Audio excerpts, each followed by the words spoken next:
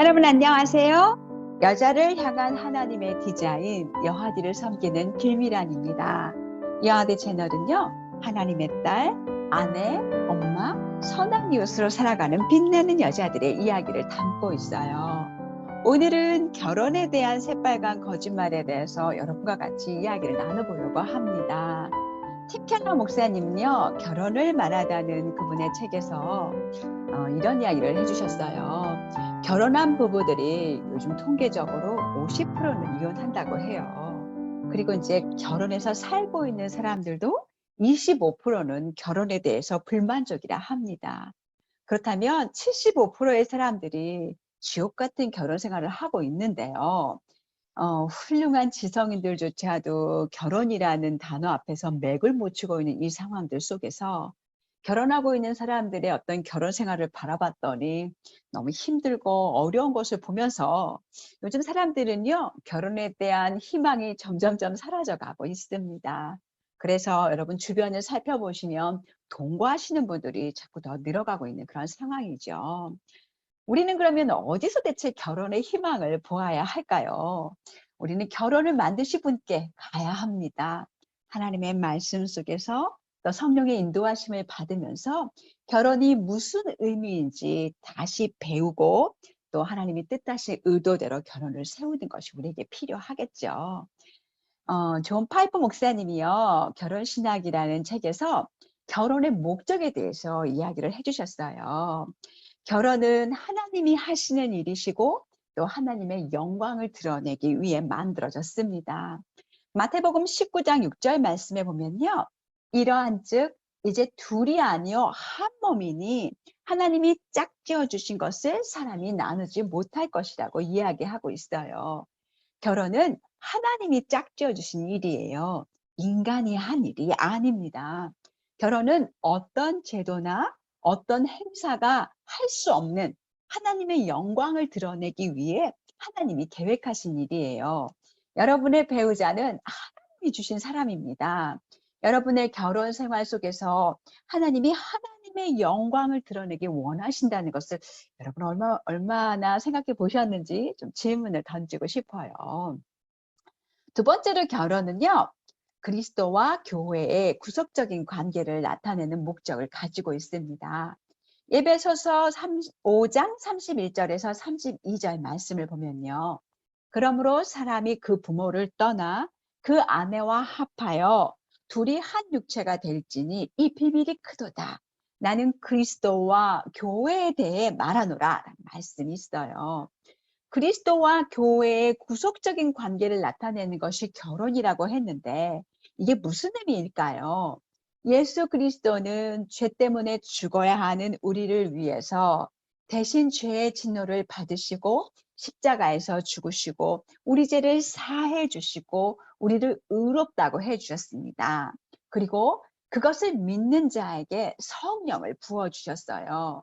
성경은요, 우리와 하나님과의 관계를 하나님은 우리의 아버지이시고 우리는 그분의 자녀라고 표현하고요. 또 예수 그리스도와 우리의 관계를 예수님은 우리의 신랑이고 교회인 우리는 그분의 신부라고 표현합니다. 예수님은요, 당신이 피값 주고 사신 교회, 그분의 아내를 어떤 상황이든지 간에 결코 버리지 않고 떠나지 않고 영원히 함께 한다는 언약을 우리에게 주셨습니다. 그리스도는 이 언약을 영원히 지키시는 분이에요. 그러면 우리의 결혼 생활도 이런 그리스도와 교회를 반영하는 결혼 생활이어야 합니다. 우리도 그리스도를 닮아서 우리의 언약을 지켜야 하는 거지요. 죽음이 우리를 갈라놓을 때까지 우리의 생명을 다할 때까지 결혼은 두 사람이 함께 언약을 지키겠다는 약속을 지키는 것입니다. 존 파이프 목사님은 이렇게 말씀하셨어요.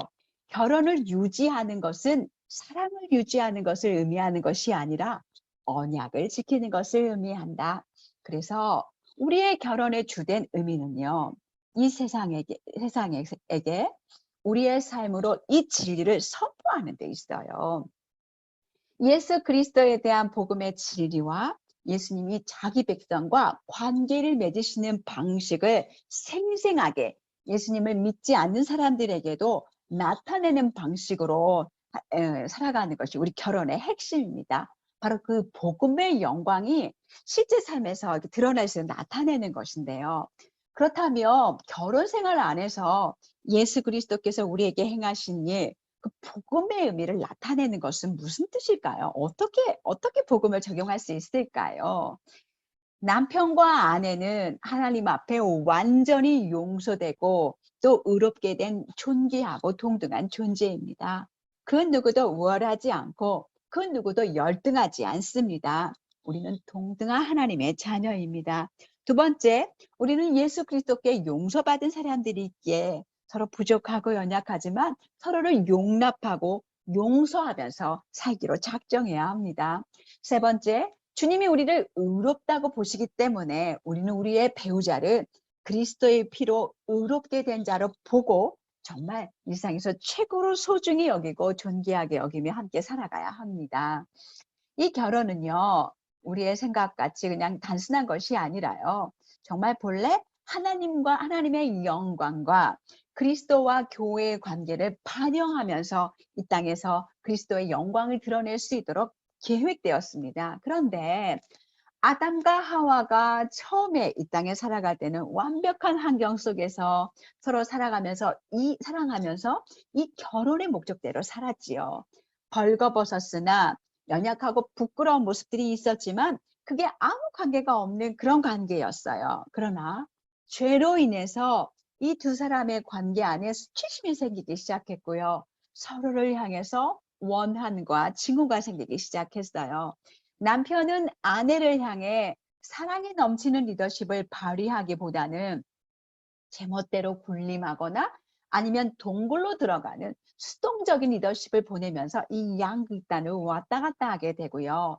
아내는 사단에게 속아서 하나님을 향해 드러냈던 그 독립심을 남편을 향해서도 드러내면서 하나님이 주신 남편에게 그의 리더십을 존중하고 더 잘 리드할 수 있도록 남편의 리더십에 복종하고 또 남편을 존경하는 그런 모습이 아니었죠.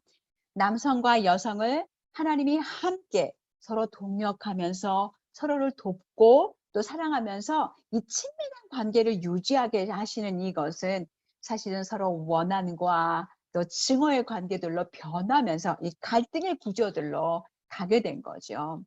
우리는 결혼을 통해서 교회와 또 예수 그리스도의 그 아름다운 구속의 관계를 드러내면서 하나님께 영광 돌리는 그 모습으로 이제 우리 결혼을 회복시켜야 합니다.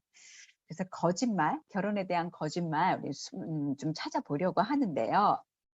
행복해지기 위해 결혼해야 돼. 행복해지기 위해서는 남편이 꼭 있어야 해. 이 거짓말 한번 여러분이랑 이야기해보고 싶어요. 사탄은요, 우리가 행복해지기 위해서는 자신을 사랑해주는 배우자가 있어야 한다고 속삭입니다. 결혼하면 드라마처럼 행복할 거라고 이야기해요. 결혼의 목적이 자신의 행복, 성취감, 또 안정감이라고 말하면서 결혼에 대한 진리를 왜곡시키지요. 그런데 진짜 결혼의 목적은 무엇일까요? 조금 전에 제가 여러분과 함께 이야기한 것처럼 결혼의 목적은 우리의 행복이 아니라 그리스도와 교회의 언약을 드러내면서 구속의 언약을 드러내면서 하나님께 영광을 돌리는 것입니다. 드라마 속에서 나오는 백마탄 왕자님 그리고 이타적인 사랑스러운 공주님은 결혼 즉시 떠납니다. 우리 앞에는요, 자신을 섬겨주기 바라는, 자신의 필요를 채워주기 바라는 이기심으로 똘똘 뭉친 두 사람의 죄인이 남아있을 뿐이에요. 이 거짓말에 대한 진리는 이렇습니다. 행복은 결혼 안에서 또는 밖에서 찾을 수 있는 것이 아니에요. 야고보서 1장 16절 17절 말씀에 보면 내 사랑하는 형제들아 속지 말라.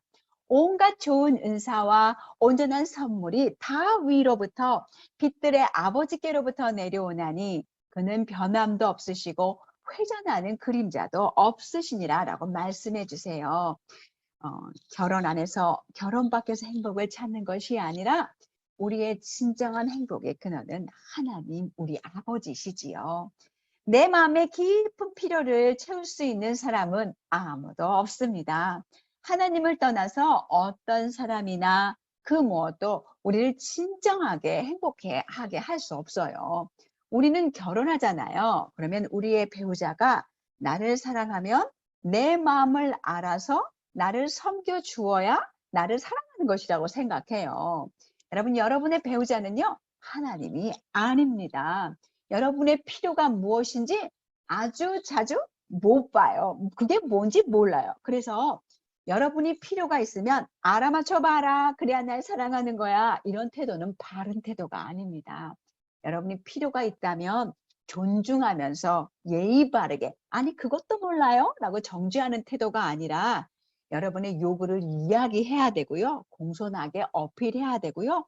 또 여러분의 배우자가 여러분의 요구를 들어주면 마땅한 것으로 여기지 않고 감사할 줄 알아야 합니다. 예레미야 17장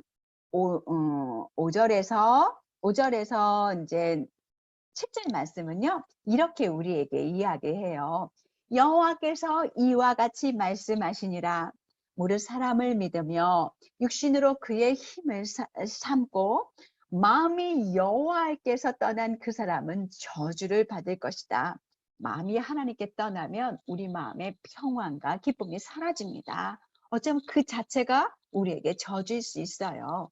그는 사막의 떨기나무 같아서 좋은 일이 오는 것을 보지 못하고 광야 간조한 곳, 건전한 땅, 사람이 살지 않는 땅에 살리라. 그러나 여호와를 의지하며 여호와를 의뢰하는 그 사람은 복을 받을 것이라고 이야기하고 계세요.